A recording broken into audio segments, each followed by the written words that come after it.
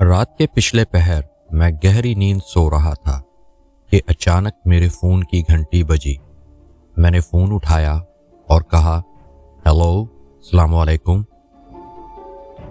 اکبر مجھے بچا لو، وہ مجھے مار ڈالے گی، وہ میرا خون پی جائے گی۔ میں نے کہا کہ بھائی اس وقت کیوں تنگ کر رہے ہو؟ کون ہو تم؟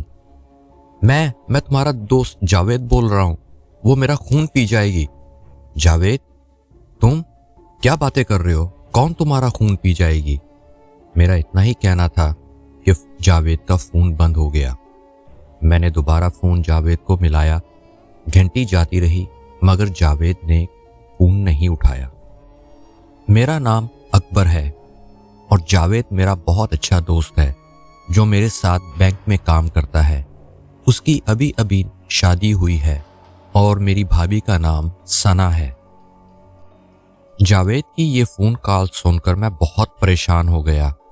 میں نے ارادہ کیا کہ میں فوراً اس کے گھر پہنچوں اور دیکھوں کہ کیا ہو رہا ہے۔ میں اٹھا، میں نے اپنی گاڑی سٹارٹ کی اور جاوید کے گھر کی طرف ڈرائیو کر دیا۔ جاوید کا گھر کافی سنسان علاقے میں ہے۔ اس کے گھر کے پیچھے ایک نہر ہے اور ساتھ میں ہی ایک بہت پرانا قبرستان۔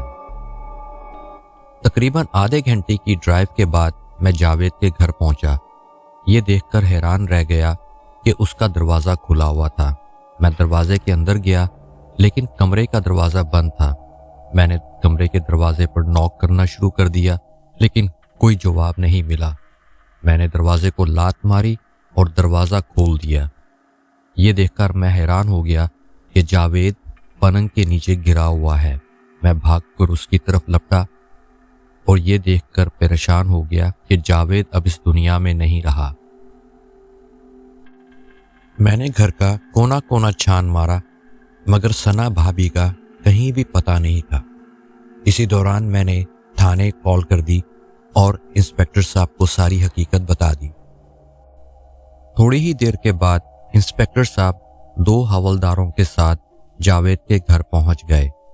انہوں نے موقع واردات کا جائزہ لیا اور کہا کہ جاوید کی لاش کو پوسٹ مارٹم کے لیے لے جانا پڑے گا۔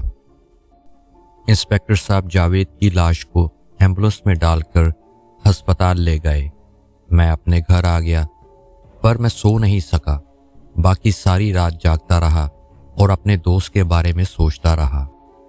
دوسرے دن انسپکٹر صاحب نے مجھے کال کی اور مجھے فوراً تھانے آنے کے لیے کہا۔ میں فوراً تھانے پہنچ گیا۔ انسپکٹر صاحب نے کہا کہ جاوید کی پوسٹ مارٹم کی رپورٹ بہت عجیب ہے۔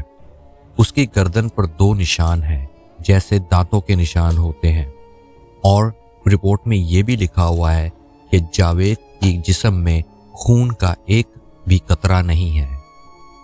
انسپکٹر صاحب، یہ تو بہت ہی عجیب بات ہے، ایسے کیسے ہو سکتا ہے؟ انسپکٹر صاحب بھی حیرت میں پڑ گئے۔ کہتے ہیں کہ میں نے ایسا کبھی نہیں دیکھا پہلے۔ میرا دوست جاوید بھی بالکل اکیلا تھا۔ اس کے والدین کا انتقال ہو چکا تھا اور اس کے کوئی بھائی بہن بھی نہیں تھے، اس لیے اس کی تدفین کا انتظام بھی مجھے ہی کرنا تھا۔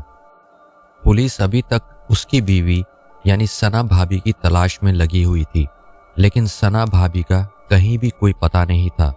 مجھے ڈر تھا کہ وہ بلا جس نے جاوید کا قتل کیا ہے وہ کہیں بھابھی کو بھی تو ساتھ نہیں لے گئی اپنے۔ جاوید کو گئے ہوئے 1 ہفتہ ہو گیا تھا۔ اس کے ساتھ ساتھ ثنا بھابھی کا کہیں پتہ نہیں چلا۔ پھر اچانک ایک رات جاوید میرے خواب میں آیا اور مجھے رو رو کر کہنے لگا کہ اکبر، میری موت کا بدلہ ضرور لینا۔ میری بیوی دراصل انسان نہیں، وہ ایک چڑیل ہے۔ میں یہ خواب دیکھ کر اٹھ بیٹھا اور بہت پریشان ہوا۔ میں سوچا کہ شاید یہ میرے دماغ کا کوئی فطور ہے، میں اس کی موت سے بہت ڈسٹرب ہو گیا ہوں۔ مگر یہی خواب بار بار مجھے آنے لگا اور جاوید رو رو کر مجھے پکار رہا تھا کہ میری موت کا بدلہ لو اور اس کو روکو، وہ کسی اور کو بھی قتل کر دے گی، وہ کسی اور کی بھی جان لے لے گی۔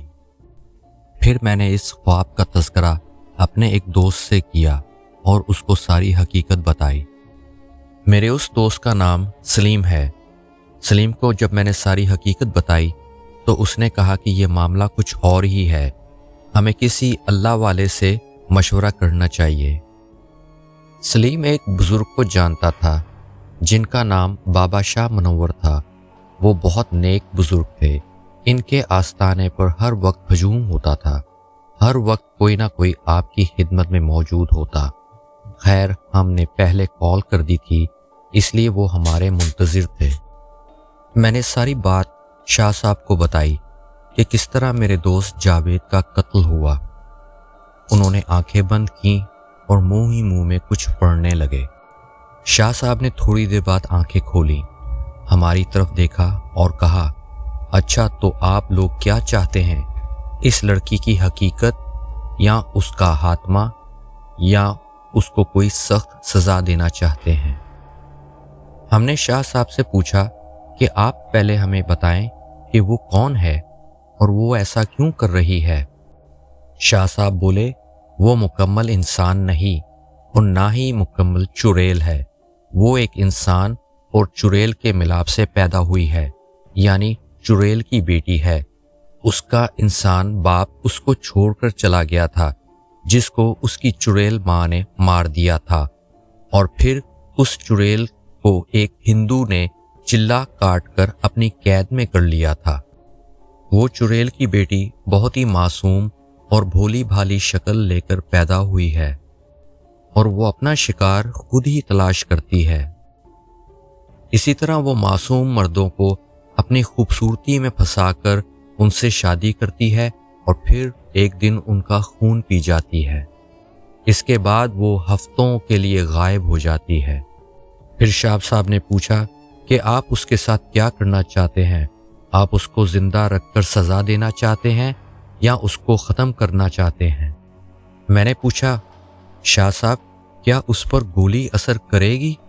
ہاں کرے گی، لیکن یہ ضروری نہیں کہ اس کی موت اس گولی سے واقع ہو جائے۔ اس کو مارنے کے لیے اسی قبرستان میں 3 دن کا چلہ کاٹنا ہوگا۔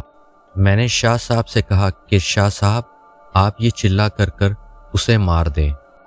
انہوں نے فرمایا کہ میں ایسا نہیں کر سکتا کیونکہ میں پہلے ہی ایک چلے میں مصروف ہوں، یہ کام تمہیں خود کرنا ہوگا۔ میں نے کہا، شاہ صاحب میں تیار ہوں، اس نے میرے دوست کو مارا ہے اور نہ جانے وہ اس طرح کتنے اور لوگوں کی جان لے لے گی۔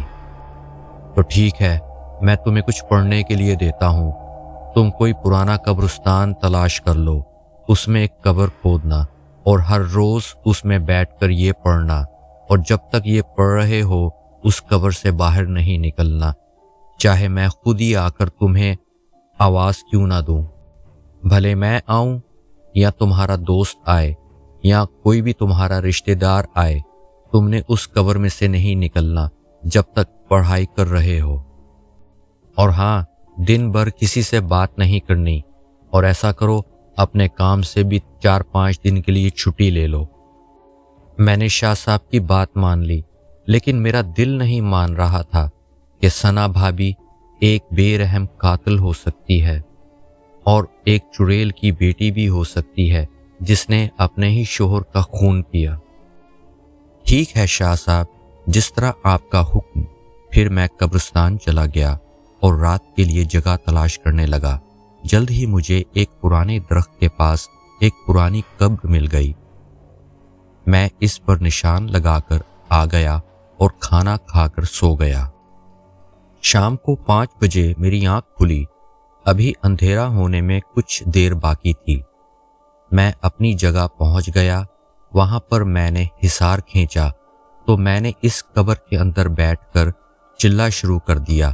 پہلی رات سکون سے گزری۔ صبح ہونے سے پہلے میں اپنے گھر آ گیا، پھر کھانا وانا کھا کر میں سو گیا۔ کافی ساری فون کالز آتی رہیں، لیکن میں نے کوئی بھی فون کال اٹینڈ نہیں کی کیونکہ شاہ صاحب نے کہا تھا جب تک یہ چلہ کر رہے ہو کسی سے بات نہ کرنا۔ دوسرے دن پھر شام 5 بجے میں اٹھا، میں نے کھانا کھایا اور اپنی جگہ پھر سے پہنچ گیا۔ یہ میرے چلے کا دوسرا دن تھا۔ آج موسم بھی کافی خراب معلوم ہو رہا تھا اور چاند کا کوئی نام و نشان نہیں تھا۔ ہوا تیز سے تیز ہوتی جا رہی تھی اور مجھے چلا کرنے میں کافی پریشانی ہو رہی تھی۔ میں حیران تھا کہ جب میں گھر سے نکلا تھا تو موسم کافی ٹھیک تھا، لیکن جیسے ہی میں نے قبرستان میں قدم رکھا موسم خراب سے خراب ہوتا گیا۔ خیر میں عمل کرنے لگا، ہوا تیز سے تیز ہوتی گئی اور بجلیاں بھی چمکنے لگیں اور تھوڑی ہی دیر بعد موسلا دھار بارش شروع ہو گئی۔ مگر یہ کیا، بارش صرف حصار کے باہر ہو رہی تھی اور حصار کے اندر پانی کا ایک قطرہ بھی نہیں آ رہا تھا۔ پھر اچانک بارش رک گئی اور موسم صاف ہو گیا، چاند بھی نظر آنے لگا اور ہر چیز چاند کی روشنی میں منور ہو رہی تھی۔ بادلوں کا شور بھی تھم چکا تھا، اب ہر طرف خاموشی ہی خاموشی تھی۔ میں اپنا چلہ مکمل کرنے میں لگا ہوا تھا، ابھی صبح ہونے میں تھوڑی دیر تھی۔ پھر یہ کیا، مجھے دور سے انسپکٹر صاحب آتے ہوئے نظر آئے۔ جیسے ہی وہ پاس آئے انہوں نے کہا، اکبر یہ چلہ روک دو، ہمیں ثنا کا پتہ چل گیا ہے، ہم نے اس کو گرفتار کر کے مار دیا ہے، اب تمہیں یہ چلہ کرنے کی کوئی ضرورت نہیں۔ لیکن اس وقت میں ہوش میں تھا، مجھے شاہ صاحب کی بات یاد آ گئی، میں بھلا چلہ کیسے چھوڑ سکتا تھا۔ میں چلہ کرنے میں لگا رہا اور دیکھتے ہی دیکھتے وہ انسپکٹر صاحب جو مجھے نظر آ رہے تھے ہوا میں غائب ہو گئے۔ میں نے دل ہی دل میں خدا کا شکر ادا کیا کہ میں نے کوئی غلط قدم نہیں اٹھایا اور میں چلہ کرتا رہا۔ صبح ہوئی تو میں گھر لوٹ آیا، کھانا کھا کر سو گیا۔ شام کو اپنے ٹائم پر اٹھا اور اپنا سخت امتحان ہونے والا تھا اور میں نے اس کے لیے تیاری کر رکھی تھی۔ آج مغرب کی نماز میں نے قبرستان کے پاس ادا کی، کیونکہ پہلے میں گھر سے پڑھ کے جاتا تھا۔ چلہ میں نے اپنے ٹائم پر شروع کر دیا تھا۔ تقریباً آدھی رات کا وقت تھا جب مجھے دور سے کسی کے قدموں کی آہٹ سنائی دی۔ دور سے محسوس ہو رہا تھا کہ یہ کوئی عورت ہے جس نے سفید کپڑے پہن رکھے ہیں اور اس کے لمبے لمبے بال ہیں۔ پاس آنے پر میں نے دیکھا کہ یہ تو ثنا بھابھی ہیں۔ میرے پاس آتے ہی انہوں نے معصوم شکل بنا کر کہا کہ اکبر مجھے معاف کر دو، مجھ سے بہت بڑی غلطی ہو گئی۔ پھر اس کے پیچھے میں نے شاہ صاحب کو آتے ہوئے دیکھا۔ جیسے ہی شاہ صاحب میرے پاس آئے تو کہنے لگے، اکبر اب اس کو معاف کر دو، اس کا جو جرم ہے وہ سب کے سامنے بے نقاب ہو چکا ہے، اب یہ ساری زندگی جیل میں گزارے گی، اب تم یہ چلہ چھوڑ دو۔ لیکن اچانک میرے کانوں میں شاہ صاحب کی آواز آئی، اکبر یہ سب دھوکہ ہے، چلہ مت چھوڑنا۔ اس کے ساتھ میں نے پڑھائی اور تیز کر دی، اونچی اونچی آواز میں پڑھنا شروع کر دیا۔ دیکھتے ہی دیکھتے وہ چڑیل اور شاہ صاحب جو کہ شاہ صاحب نہیں تھے ایک دم ہوا میں غائب ہو گئے۔ اس کے بعد پورا قبرستان ایک شور سے گونج اٹھا، قبروں سے مردے نکلنے لگے، درخت ٹوٹنے لگے، پرندے بے چین ہو کر ہوا میں اڑنے لگے۔ کچھ درختوں کو آگ لگنے لگی، جس قبر میں بیٹھا ہوا تھا وہ بھی ہلنے لگی۔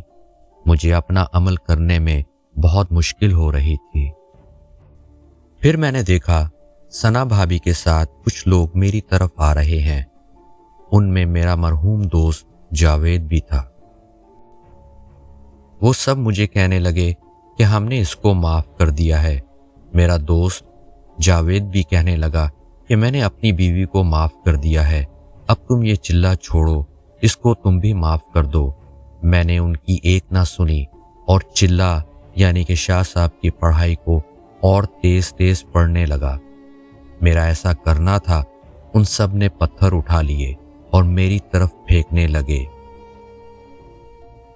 کوئی اینٹیں اٹھا کر مارتا، کوئی بڑے بڑے پتھر میری طرف پھینکتا اور کوئی درخت کی ٹہنیاں میری طرف برساتا۔ لیکن حیرت کی بات تھی، ایک بھی ٹہنی، ایک بھی پتھر میرے حصار کے اندر نہیں آ رہا تھا۔ دیکھتے ہی دیکھتے ساری قبریں پھٹنے لگیں اور اس میں سے مردے نکلنے لگے اور میری طرف بھاگنے لگے۔ میرے ساتھ والی قبر میں سے ایک بوڑھی عورت نکلی اور مجھے دیکھ کر چیخنے لگی۔ میں نے خوف کے مارے آنکھیں بند کر لی اور پڑھائی جاری رکھی۔ ایک دفعہ پھر شور تھم گیا، ہر طرف خاموشی چھا گئی۔ میں نے آنکھیں کھولی تو دیکھا کہ سامنے ثنا بھابی یعنی چڑیل زمین پر گری ہوئی ہے۔ دور سے میں نے انسپکٹر کو آتے ہوئے دیکھا۔ اب صبح ہو چکی تھی۔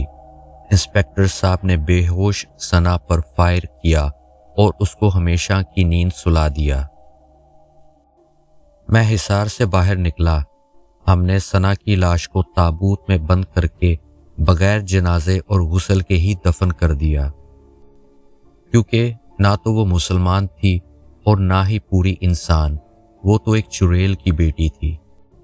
جب انسپکٹر صاحب نے اس پر گولیاں چلائیں تو وہ انسانی روپ میں تھی، اسی لیے گولیوں نے اپنا کام کیا اور اس کا خاتمہ کر دیا۔ اس واقعہ کو تقریباً 10 سال ہو گئے ہیں اور آج بھی مجھے اپنا دوست جاوید یاد آتا ہے اور غم سے میری آنکھیں نم ہو جاتی ہیں۔